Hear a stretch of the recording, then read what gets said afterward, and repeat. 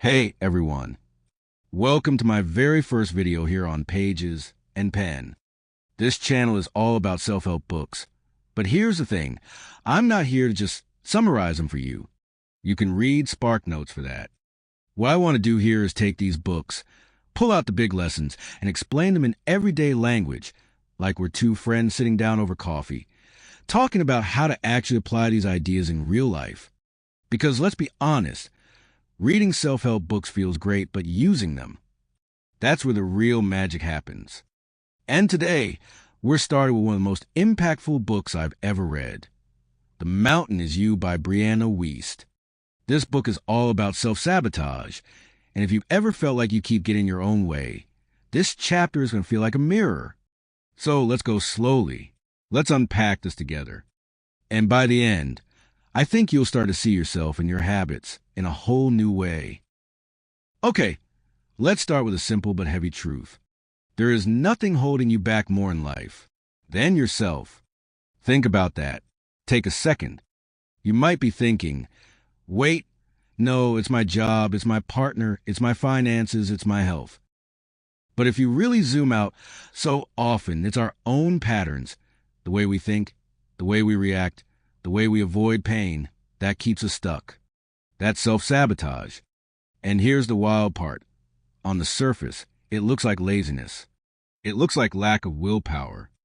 It looks like not caring. But in reality, it's actually your brain trying to protect you. I want you to sit with that. Your brain is not your enemy. It's doing its job, it's just doing it in the wrong way. It's like giving a little kid scissors. They're trying to help, but they're also making a mess. Let me share a story from the book, and it's about Carl Jung, one of the most famous psychologists ever. When Jung was a kid, he hated school, didn't fit in, didn't like being there. One day he fell and hit his head. From then on he started fainting, randomly.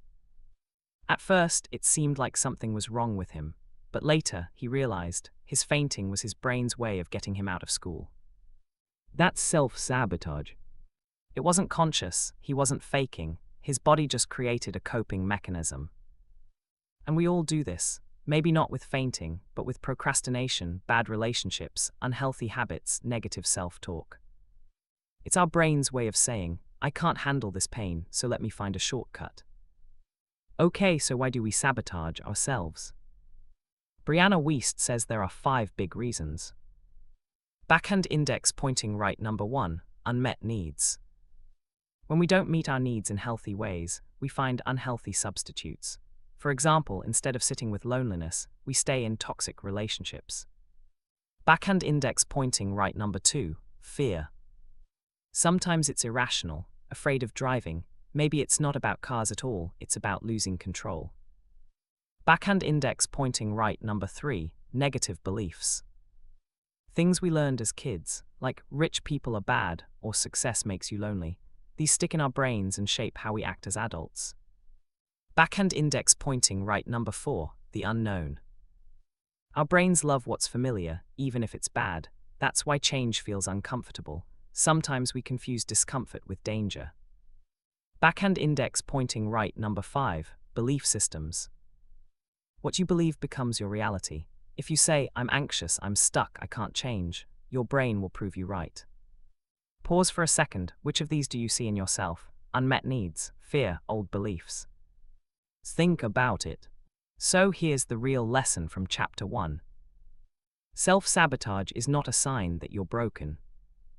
It's a sign that something inside you needs healing. Your brain isn't against you, it's protecting you with old tools. But now it's your job to upgrade those tools. Instead of avoiding, you face. Instead of numbing, you feel. Instead of running, you pause.